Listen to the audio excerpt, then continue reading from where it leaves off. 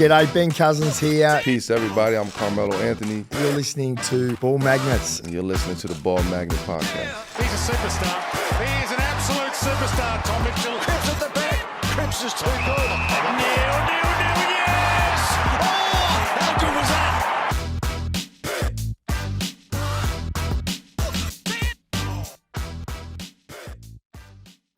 All right, Tubbs, you've just put me through my paces this morning with a boxing circuit. That was right up there with one of the tougher sessions. But talk to us about how often you've been doing them, because you were talking about how it's good for your footwork, your physicality, your fitness, but that's why you love boxing. It's a bit of a hits all the spots.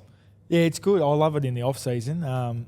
We don't do heaps of it at the club anymore. We used to do a fair bit, but it's just good. I reckon it's the best thing for your footy that doesn't include playing footy. So, I do a bit of it Tuesday, Thursdays. Nick Walsh sort of runs it. He's a good man, and got a couple of friends in Sydney as well who are keen. So it's great off-season training, and you don't have to put miles in the legs to get fit. Yeah, I even noticed today, even though we weren't obviously going full tilt and sparring like we might have back in the old days, but even just sort of bouncing around the ring, we were just doing 2-minute rounds. Like, that seriously blows up the engine. It's like a different sort of fitness to footy. It is. It's completely different. Huge respect to the boxers doing 10, 12 rounds of 3 minutes.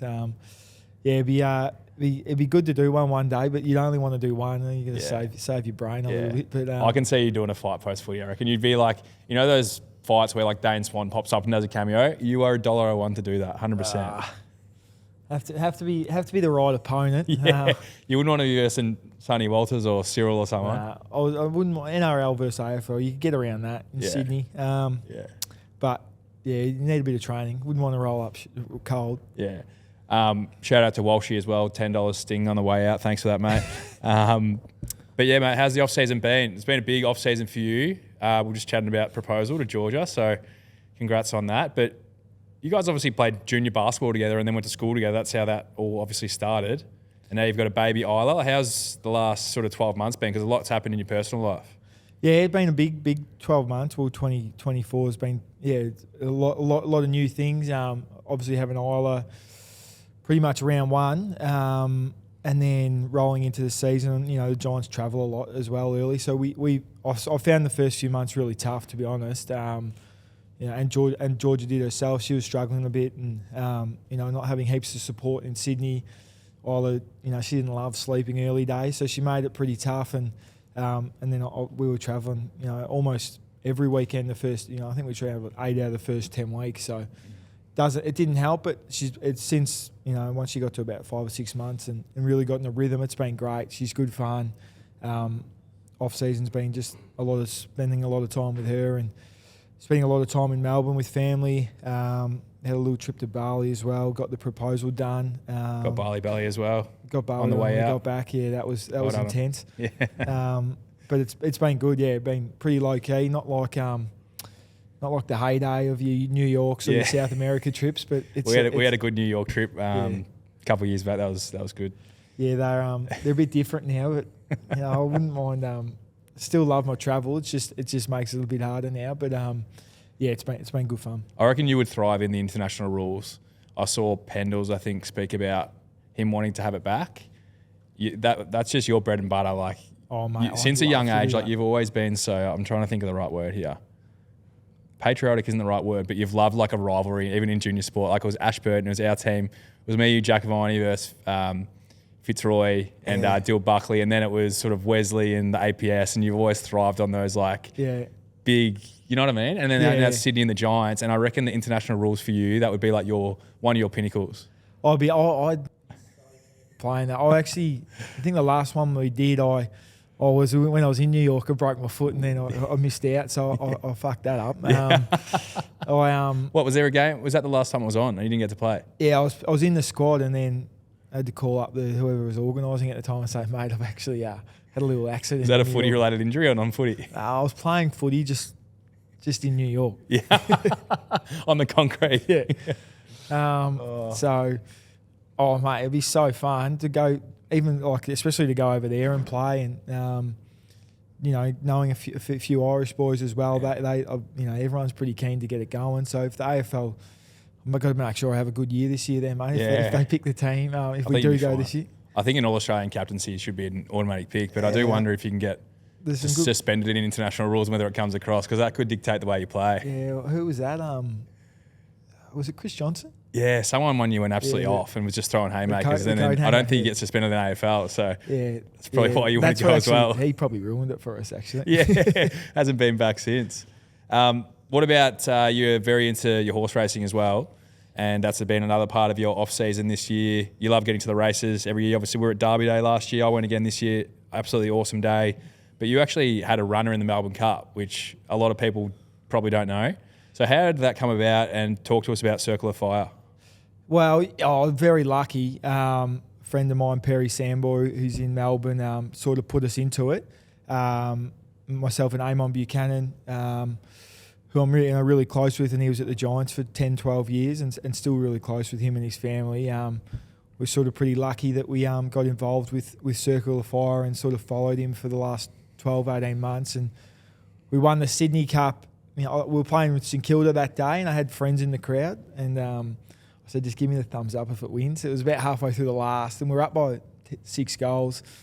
And then they gave me the thumbs up when I come to the bench, and then Saints kicked the next 6. So No way. I Did just you win? completely switched off. I told all the boys, I said, we won. Circle of Fire won. Oh my. And then so Circle of Fire won the race, and then I switched off for the rest of the game. We're home. Circle of Fire's won. The account's full. It's a good day regardless what happens. And then Saints kicked the next 6, and we just hang on and win by a point, I think. So learnt my lesson there probably a little bit, not to go too early. That's a good day, even to make it exciting in the end for the footy. That's but that's pretty funny. The skipper's checked out because he's had his horse win. But Sydney Cup's a pretty big deal.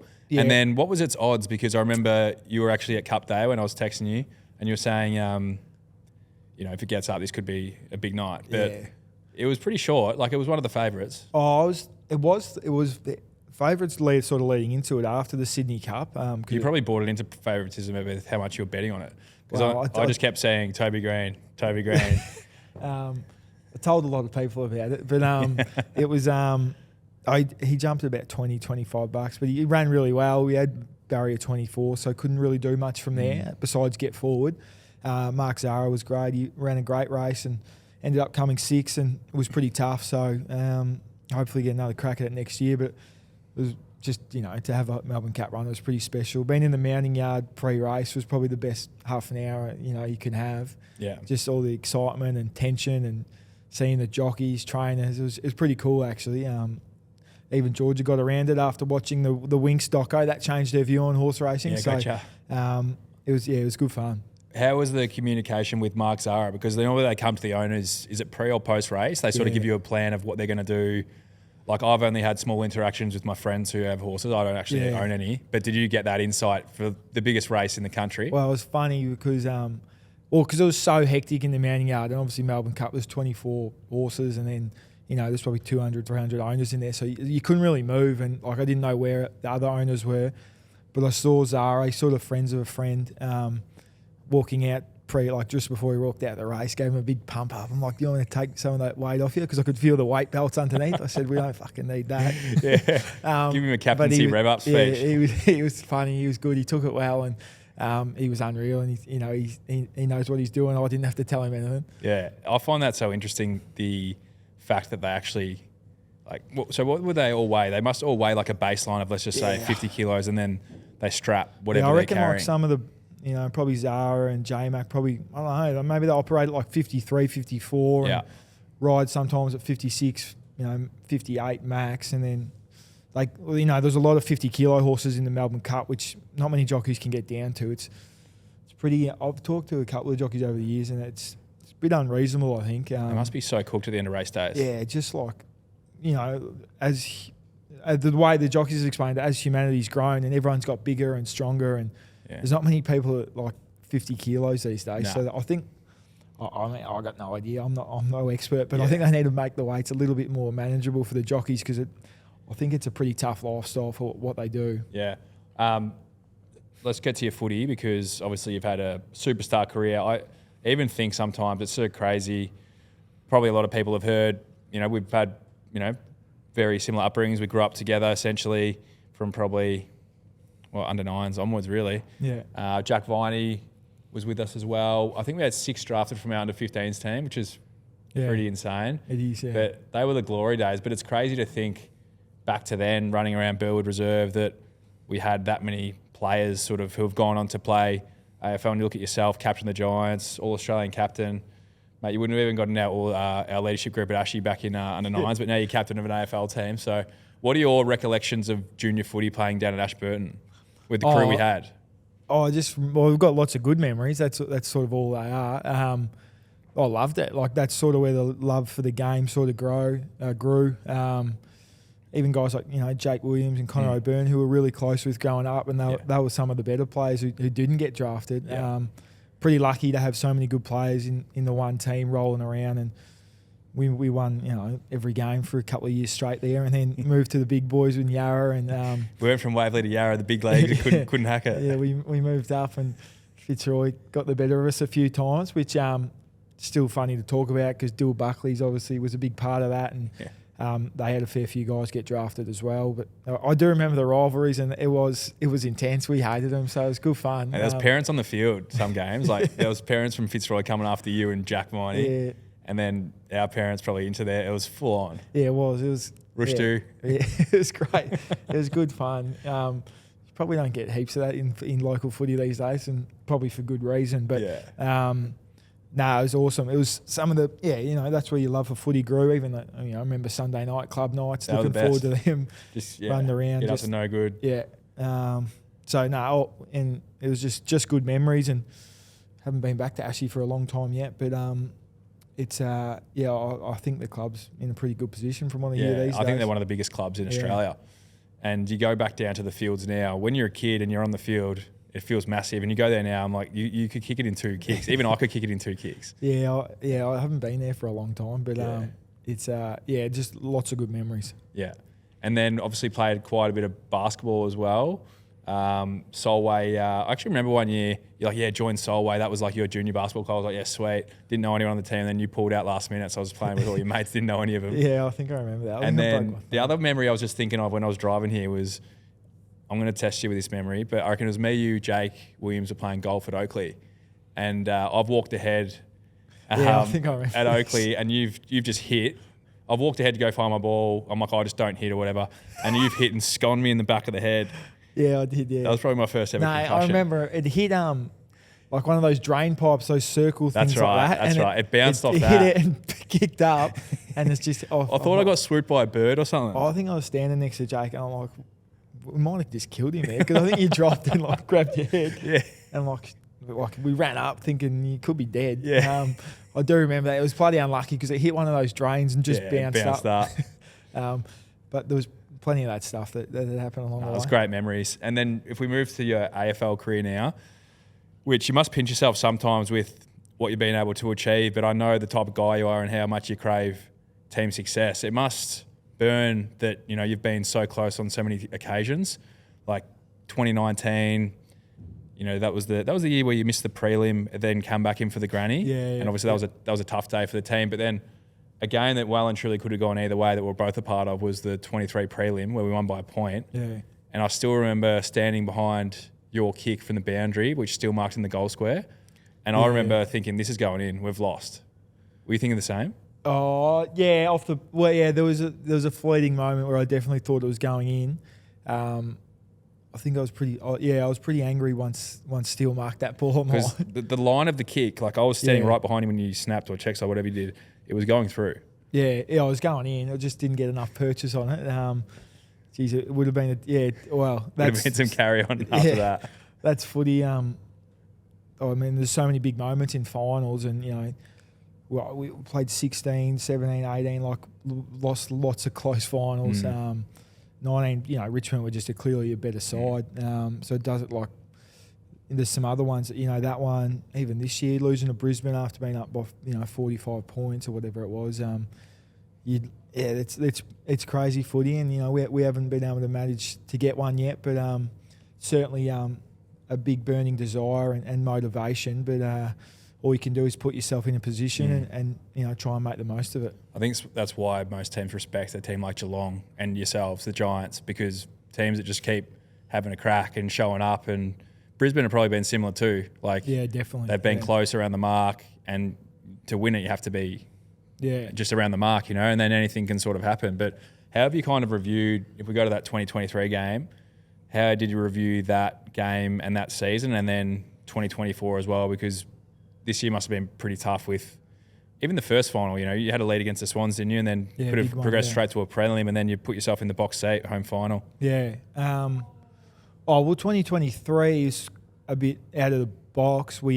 Kingers came in as coach first year, and we finished 16th or something in 2022. And I wasn't thrilled finishing 16th. It's sort of, you don't play footy to finish 16th. It gets, especially when you get to my age. You don't want to. You want to be playing in September and giving yourself a chance. So, then to go from where we did in 23, and probably one of the best teams in it the second half of the year, a little bit like Hawthorn this year. It was a really good, really fun year, and learn a lot. And that particular game, there's lots of things. It was a really low scoring game. We sort of didn't use the ball that well, and really could. I think I remember a stat like we were plus 30 post clearance contested possession, which means you pretty much win every game because it means you Work rate to contest. Work rate, and we win in the next contest, and usually if we win that by any little margin, that you're in a good position. So there was lots of things from that game we took out of it, but as I said, finals is all about little moments and making the right decision and getting a bit of luck sometimes as well. So 2024, higher expectations on ourselves and externally, but managed to finish fourth, sort of just. And then once you're there, you're in finals, and as you said, against the Swans, we up by 30 odd, and we're really up for that game, and they'd been the best team all year at that point. And we were in a really good position. Just didn't get it done in the last quarter, really. So really disappointing way to end the year. Like, it's good to finish top four, but it doesn't mean much at the end of the day if you don't make the most of it. So, that's sort of how we look at it. We'll certainly review, a few things when we get back day one. There's a few things from the Brisbane game we did talk about in the following days, but no one really wants to be there 2 days after losing a semi like that. Forget about it, don't you? We'll certainly take a lot more from it the first couple of days back. Yeah. One thing that's underrated as well, a couple of years ago, losing Jeremy Cameron, who is arguably the best player in the game, but how you guys have still managed to stay at the top of the ladder and contend. And I look back to years, and I'm not sure how this works, but when Buddy Franklin left Hawks to go to Swans, and the Hawks won another one, or when Gary Ablett left Geelong to go to Gold Coast, then Geelong won another one. It's so crazy to think that you can take the best player out of a team and a team still gets results based on other guys rising, but also probably the system. But I remember chatting with you once you lost Jazza, and you're like, oh, how can we lose Jazz? He's the best player in the comp. So how have you gone with your mindset from that point of view to having the belief again in the group now? And how big of a loss was he? Yeah, well, it was a massive loss, but at the same time, Jesse Hogan's probably not Jesse Hogan. Well, he's definitely not Jesse Hogan at the Giants if that doesn't happen. So there's lots of sliding doors in footy. And, at the time, Jez was one of my best mates and still is. I was super flat and super shattered that he left. And I think he left at the end of 2021, and then or 2020 maybe, and then have a couple of little down years, 2022, and sort of think like, what if maybe we lost our chance to contend again, but it wasn't the case, and we've come back, and Hogs is he was the best player in the comp this year, I reckon. To two hardest things in footy are taking contested marks and kicking goals, and he just did them for fun. Like, it was. And he's kind of an undersized key. Like, he's. No, he's pretty big. He's solid. Not height wise though. He'd be like, no, he's not small though. Okay. He's really strong. Maybe it's just because he's so thick that he. Yeah, he's like in the contest, he's just incredible. Like, his body work and his natural footy ability. Pretty aggressive too. Yeah, and just timing. He's just incredible. So. You can say, oh, we lost Jez, and he is one of the best players in the comp. But then Hogs was, I reckon, the best player in the comp this year. So, we're lucky to pick him up and for him to get to where he's got to. Yeah. It's been a really gradual journey of getting his body right and mentally getting in a great space. It's been a big pickup for the Giants. Yeah, and you talk about kicking goals, which has been one of your strengths. It's crazy to think half-back flanker Hack from Ashy is now the best forward in the comp in yourself. But, yeah, I still can't believe that. But 2023 has probably been your best season. All-Australian captain.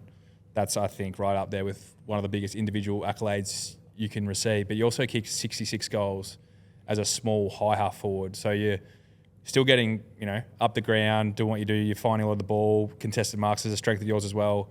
But then you've got this ability to rip back to goal. You're so good in the air as well. But you just, every game you seem to hit the scoreboard. Like, there'll be a Giants game on. I'll check the AFL app, say, to see the scores, and it'll be Giants 3 goals to, say, Sydney Swans 1 in the first quarter. I guarantee you Toby's kicked a goal. Like, you've just got this ability. But if someone is out there listening, like a young kid or a forward out there, what are the few things you focus on to hit the scoreboard? Because you are very selfless and share it too, but you've got an ability to just hit the scoreboard every game. Well, to hit the scoreboard, I don't go into a game going, I want to kick 2 goals or 3 goals today. But I know, I do things during the week to put me in a position to do that. One, being super clean, super quick hand to foot. I do a lot of that practice, quick snaps, quick left foot snaps, quick right foot snaps, because I've always got someone really close to me whose pretty much job is just to stop me getting the ball or kicking a goal. That's underrated in itself. So I have to be really good at that and have to be really clean. Work rate's a huge thing as well. Is if I'm playing on a bigger opponent, try and get up the ground, get involved in stoppages, get back and lose him. If I'm playing on a smaller opponent, maybe play a bit deeper and try and win some one-on-ones. So just adding different bows, different strings to your bows, something I really focus on. Even nailing in against an opponent that I pretty much know every week who I'm playing on Monday. Yeah. So working, okay, what can I do? How's this guy beat me before? How have I beaten him before? And going through that in game as well, especially. And sometimes I get a bit stubborn and arrogant. I'm like, nah, I'm going to beat him my way. I'm doing it. And I was review it with Kingers after the game. He goes, you did the same fucking thing all game, mate. Why don't you change it up? Give him a different look. And I'm like, I just thought I'd beat him. He goes, well, you ended up the game playing shotgun, so you didn't. You've probably got every right to do that every now and then, though. So there's some of the key, really key things I work on. And then just, working with a really good forward line as well. And we got some great small forwards like Brent Daniels, Darcy Jones. Mate, I really rate Darcy Jones. I did some commentary this year in the radio, and I was like, who's this little number 2 with the helmet? He's a gun. He's electric. He's pretty much, he's like Bobby Hill, probably just a bit better runner. He gets up in the ground. He's so clean as well and skillful. They're just electric. If you do a little handball drill, you can't touch him. So he's not a name that would be known in AFL, especially being up in Sydney. And you mentioned Hogan and how good you think his year's been. It's probably shadowed because you guys are up in Sydney and people don't see it as much. But, there's a couple of names there. I'm like, these guys are stars. Yeah, they're some of the, they'll be some of the 2 better small forwards in the comp going forward. Yeah. And Binger already is. So yeah, he's a gun too. They're just, it's really good fun, good to work with. And, it's when you enjoy going to work and training and working with the forward line every week, it makes it pretty easy. What about Harry Perryman for us? I've only met Pez recently, did a session with him up in Sydney, but talked to, I guess, more the Pies fans about what we're getting in terms of quality person, quality player. For people that don't know a lot about him, he's pretty flexible, half-back, wing, mid, but obviously a loss for you guys. But as we've mentioned, it'll create opportunity for someone else. But what was Pez like as a teammate and as a player? Oh, he's great man. Good, really good country lad, and a big part of the change rooms as well. We're really flat to lose him, and he'll be. I'm thinking play half back or on ball. I'm not too sure what he wants to do at the Pies, but I know you got Dan Houston as well, so I'm not sure if he plays half back or midfield. But he played our best footy, I thought, for the Giants playing half back, and could play on a Cozzy Pickett and still get the ball, or play on a Cam Rayner and still get pretty good ball user. Yeah, really good, good, really clean. Not the quickest operator, but really, good decision maker and good kick. Yeah. Yeah. And what about, like, as the captain, like, how much involvement, like, obviously I've never been captain, but how much involvement do you have, when these guys, whether it be Jez or Pez or players are leaving, how much involvement do you have in that side of things? Obviously, you want everyone to stay, but you understand the industry that people have to make decisions for their own sake. But what roles and responsibilities do you actually have that people may not know about as a captain? Yeah, I guess it's probably a bit different being at the Giants to some other clubs because it's probably something that we deal with a little bit more. So I'd probably have to be a little bit more involved with it and a bit more hands on. With Jez it's different because he's one of my best mates, and I'm like, mate, like I'm not explaining to him like don't leave, but but at the same time I'm trying to say like no, like everything's going pretty good here. Let's have a crack at it. I think all you can do is provide like a really good environment. Having a good team certainly helps. Contending, good environment that people want to come and work really hard, which I think we got, and the boys get along like really well. Everyone's super tight, and not many boys from Sydney, so everyone sort of hangs out with each other, which would probably be different to most Melbourne clubs. So I sort of that's a bit of my role, and I don't get involved with the contracts as much. Like that's not for me. Just as long as you're getting paid. Well, that's why we pretty much lost those boys, just getting paid a lot more than what we were going to pay them. So can understand it and can see why, but that's decisions players have to make and try and give them the best offering at the Giants. And sometimes money talks, mate. Yeah, it does, definitely does. With the captaincy as well, because I gather it wouldn't have been something that you really seeked out. You're just a natural leader. Obviously, you lead by your actions. You've always been that type of guy, and I think even from junior days, that's why everyone sort of followed you. Everyone sees the way you play and how your toughness and your competitiveness, and you're just a beast and you just want to win so bad. That's been your one wood. But I think what people underestimate with you as well is your caring nature and like just your ability to connect with people. Because you ask anyone from the Giants, they just talk about you more as the person. Has that always been something that's been in you that has sort of just been overshadowed by the competitiveness, if that makes sense? Or has it been something you've worked on to become the captain you are?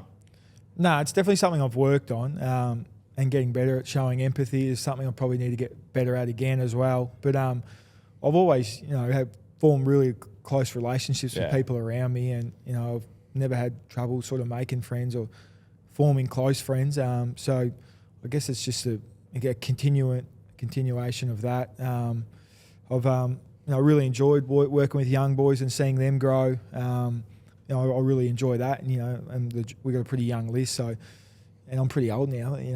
We're getting on. Yeah. How many years you got left on your deal? Two. I'll keep going as long as I stay quick. I was looking before doing the numbers. You're at 240, so you need 3 full seasons to get 300. Yeah.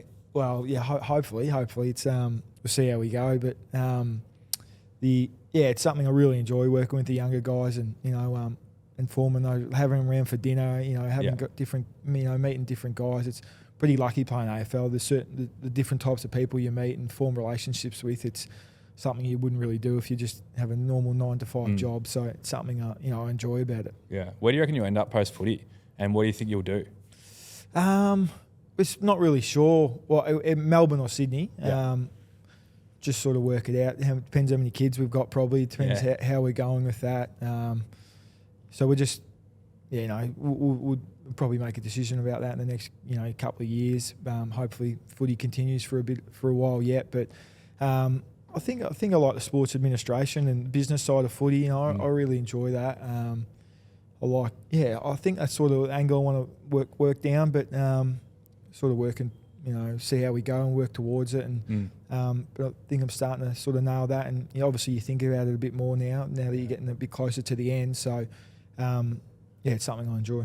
Would that be like a GM of footy sort of role? Because that's another passion of yours, which people probably also don't know or underestimate, is your intelligence, and like you've probably got a bit of OCD in that you get locked into things, like whether it be your form in the horse racing or your finance and investing and like your wealth of knowledge in like all these spaces. But like even channeling energy into that, like that could lead to anything really. And how have you got into that? Have you just always had an interest in finance and things like that? No, not always. I guess doing a bit of uni and sort of, when I was 18, I had Mum sort of made me do uni and I had no interest in it. So I'm Shout out glad to she Katie. did because it's sort of it's I'm glad to get to where I've got to now. Almost finished my MBA, so. But it's something that's just grown naturally and just something that I've been lucky. I'm 31 now and I didn't have to make a choice at 19 like some people. So no, it's just something I'm starting to find more and more interest in. And I've been one of those roles GMs of footies. Obviously, something guys work towards for a long time. So that would be really, I could imagine myself really enjoying that. And there's lots of different parts of sports administration though that you can go down. We got a few questions we normally like to wrap up with, and it probably requires you to pump yourself up a little bit, which I know you're going to have no issues with that. But let's start with who's been the best player you've ever played with, and then against, and why. Yeah, with Jez, some of the goals he used to kick and just freakish games he'd have. Like he's a freak runner as well. Like is he fit or is he just fast? Both. Yeah. Like unbelievable. Like some of the when we used to do like repeat 150s and he would blow people out of the park. It was incredible what he could do. And then so that's why just big defenders just can't keep up with him. He's just too athletic. And then he can kick goals that not many people can. So he'd have to be the best I've played with. Best against, tagged Gary Ablett one day, and I think he had 44 and 2. So wow, I've tagged him as well, which was a good experience. So I mean, because you played mid early days, people forget that. I reckon your first 3 years you're playing purely mid, and you'll find a lot of the ball, and then. Yeah, actually, I'm going on tangents, but keep going. No, well, yeah, I reckon I tagged him in my probably my second year. I think up at the goal, or it might have been Canberra. I don't know. And I just was not concentrating. Did he let you know about it, or is he pretty quiet? He didn't silent say one assassin. word. No, he just got to respect greatness as well. I wasn't going to say anything to him. Do you know what's so hard though when you do tag those guys is that. And it's smart, but the teammates of, say, Gads in that instance, they literally go out of their way to give him the ball. Yeah. So he's getting 10 a quarter, and then they're getting into you, and it's getting in your head, and you're like, shit, I know he's getting a lot of it. But they're literally going out of their way to get it to him. Yeah. Like funneling the ball through him, if that makes sense. Definitely. Oh, especially with him, and because he just makes up good decisions. So yeah. Him and Buddy would have to be the two. Not that I overplayed on Buddy, but there's always good, watching him up the other end. Yeah. And, Sam Taylor and Phil Davis, had a lot of work to do playing on him, but he also brought a lot to the Sydney derbies as well, which is pretty cool. So, definitely those two. They've grown a bit, the derbies, haven't they? Like, is it a game that you genuinely circle in the calendar? Yeah, they're good now. They're really good. Like the crowd gets fully into it. Like it's a real thing. Yeah, there's like a bit of bad blood there. There's a bit of it's good. There's a bit of a rivalry. Yeah, we certainly don't hang out with the Swans boys too much. It's pretty funny though. It's good. It was they got us 3 times this year, so we owe them. But it's really good, and the crowds get around it, and I feel like it's a really genuine rivalry that has taken a while to happen, but it's definitely there. What's been your best footy memory in the AFL? This footy memory. I reckon I just like a random one. Sort of when we beat Collingwood in that prelim, and to make the grand final that year, we had like 3 unbelievable wins leading into it. And I just remember on the plane flying back to Sydney just to carry on the plane. Like you were going into a grand final. It was just unbelievable. You carrying on in the race is good footage too. Yeah, it was that's just on the plane. It was so funny. Amon Buchanan has that famous, video. Yeah, he's looking at the Pies fans through the box. We were replaying that the whole plane ride. It was just good fun, and that's like the pinnacle of playing. Getting to yourself to a grand final. So obviously didn't go the way we wanted it to, but it was really good fun 3 weeks of playing, some really good finals. I actually want to get that footage up. I haven't seen that for a while. Actually, on Amon, do you remember the session? And speaking of boxing, we did a session this morning, but. The session we did in Sydney with him, I'm going to say a couple of years ago, and he put us in a sauna. It was like 40 degrees. He's like, all right, boys, we got 6 3-minute rounds in a sauna. That was probably the closest I've ever come to dying after a training session. Well, I think you had a few beers a night before that. You might have been battling a bit. Yeah, true that. It was the back room at Coogee Diggers. It's gone now. They've redone it at Coogee Diggers, and it's all pretty fancy and posh now. So they've sort of lost that authenticity. But No, we did a few there. It's really good. Because people were coming in to try and do a sauna. It's like, no, we're doing boxing in here. It's a boxing room. Yeah, it was good there. It's really good. I think it's sort of an old sort of Swans thing that he used to do when he was playing. So Yeah. he used to take us there a bit. It was good. Yeah. What about the best game you ever played? Or I know you don't want to probably talk about that, or patch of games you've played, or more the feeling you get when you know you're at your best. Like, what does that feel like? And is there a patch of games that you refer to? Because I know with myself and other players, whether it be Cripper or Lockie with the ball magnet stuff, you always refer to a game or two where you sort of replay, images or moments in your head of you at your best. Do you have that with yourself? Yeah. Too many games to count. No. Patches is hard. Like, I mean, when you contribute in finals, it's something that's one of the better feelings you can have, and you've helped your team win. Just like always put big emphasis on that, trying to play really good games in big moments, or even Friday night games, or when lots of people are watching and you want to play your best footy. But there's certainly times when you feel you're in this, even just with goal kicking, you're like, oh, this is going in. Like, take a mark 40 out on an angle, and you're like, I know this is going in. Yeah, that must be. I don't kick many goals, but that must be a good feeling. Well, yeah. But sometimes you're like, fuck, this looks pretty tough today. I swear, this is not that hard. Yeah. So it's weird. Yeah, it's sort of all the mentals of sport and footy. When you're in flow, and there's certainly a feeling like everyone would know that feeling that have played a high level sport. So yeah, I mean you can't just click your fingers and it happens though. That's the magic of it. So you want to make the most of it when you are in form and put yourself in a position to do so. But yeah, there's a couple of games out of the box that are really good, and but you try and get there every week, but it doesn't happen. I reckon one of the goals you're referring to is when you had a set shot, a torp, it must have been quarter time. You're about 65. I was watching on TV. I'm like, what's he even doing having a shot here? Yeah, that was weird. You would have surprised yourself with that. Oh, mate, I've never kicked the ball that well. And you must have just absolutely flushed it. I don't want to try again ever as well, because I want to just throw it back to the arm. One from one's good. Like all the boys kick torps at training as well. I never do it. Like I never sort of. So that was a one of one kick ever. I've never kicked the ball that far ever. Yeah. That's unbelievable. Yeah, I don't know what happened. And it was still sailing like post high. It went 75. Yeah. It's still going down. That was just an absolute fluke. So I'm never going to do that again, and I'm not going to try, and I'm just going to end it there. Yeah, that's fair. What about? I know what the answer will probably be to this, but the goals for the rest of your career, and another thing people underestimate, I would know, is just how selfless you are, because you do hit the scoreboard a lot. You assist on goals a lot, but you just want to win more than anything. And I've known that about you since you were young. But what are your goals? What else do you want to achieve?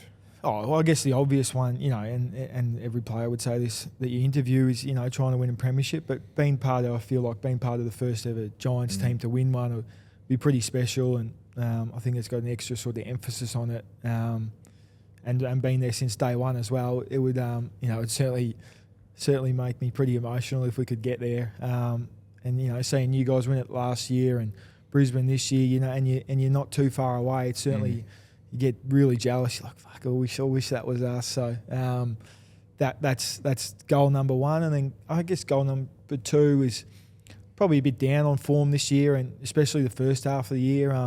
So I want to, I want a big emphasis on, getting back to my best footy and having a really good year and helping, contribute in the best way I can. And then, three's just being the best captain I can be. Make the Giants and, coming into the club the best place it can be, and make us the best team we can. And, leadership's, something I'm really, starting to, really enjoy, and something I need a lot of work on, because it's not something that's ever come too natural to me. Yeah. So it's something I continue working on, and something I do in the off-season a fair bit of. So they're probably the three, yeah. Is that what happened with the captaincy? They came to you and they said, we want you to be the solo captain? Because you wouldn't have said, I want it, but it sounds like it's just been a natural progression of, obviously you're a co-captain, then everyone was saying you're our guy. No, it was a bit different. King has sort of came in day one and said, we're having one captain. Like, that's what I'm doing. That's what he wanted. Yeah. So, and then I guess we spent the whole pre-season he just assessed that, and I think we had a vote as well, but that would all been pretty even. But he asked me, maybe before the first, was it NAB Cup or what is it these days? Wizard Cup. JLT or Wizard Cup at Colonial Stadium. Yeah. So before the first one of them, and I was like, yeah, I'd love to, like, thrilled to do it, and but yeah, I've still got so much work to do on it, which is, I enjoy it as well, trying to get better, and I feel like the more people you speak to, and the more I learn. So yeah, it's sort of evolved like that, and grown from there. The last one I want to ask you is around your preparation, because every superstar athlete I've spoken to and done pods with or just had a relationship with, they always refer to the word preparation. And I think, you look at the best players and you assume, obviously some players have some gifts. Like you have some gifts, you're naturally pretty powerful, you've got an ability around goal, but I'm interested with your personal preparation for your game. You talk about wanting to get back to your best. What are you focusing on, and what are you training to, like, remove the leadership part of it? Let's get into like the physical and the skill set. What are you thinking about? What are you training to execute on that? Yeah, there's probably 2 or 3 like little things I do during the week, like that quick hand to foot stuff. I always do extra sort of touch by myself in the cage, and I feel like that keeps me really sharp during in season. I won't necessarily do it in the pre-season, but in season you're not training as much, and I feel like that got to be super sharp game day. So that's one thing I like to tick off. I like to train like as much as I can. Some guys really need to manage their bodies, and I can understand that. And some guys, prepare it like Hogues. His preparation's completely different to mine, but he knows exactly what works for him. I feel like I feel sort of a bit sort of fatigued, and I can sometimes feel a bit off if I haven't trained too much during the week. So I really try and put a big emphasis on being there and training as much as I can. And you say you're fatigued if you haven't trained? Yeah, sometimes. Really? Yeah, I don't know. I feel lazy or something? I just feel a little bit, and not as sharp maybe. Okay. Sometimes you have to. Like if you're trying to get up for a game, then there's no point training. So, but when I can and feel good, I try and do as much as I can. So they're 2 things. One weird thing is I love doing saunas in season, in winter especially, and having a sweat, and trying to do as many as them as I can probably. How many a week would you do? At least 2. Got the Revel sauna in the house now, so I'll be smacking that in winter. Yeah, good. So they're probably a couple of little things, and then just extra goal kicking. Always, I like to do at the end of training with, I do a lot with Binger. Or Toby Bedford as well as another guy. Someone's always buying coffees at the end of training, so.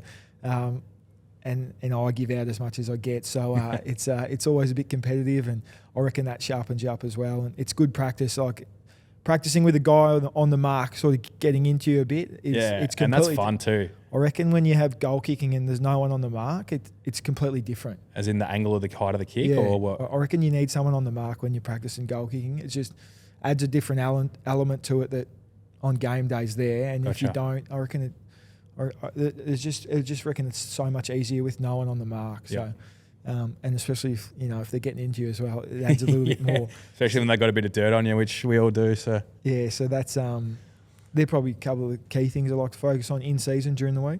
I'd be saying next time we play on each other, I'll bring up when you were 10 years old throwing water bombs at people and getting chased through a park. So. Yeah, that's what I do to throw you off. Getting chased by a car, almost getting run over.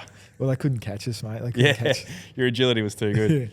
Mate, no, thanks so much. That was an unreal chat from a superstar player and an awesome mate. So good luck this year. Hopefully we see you in the G.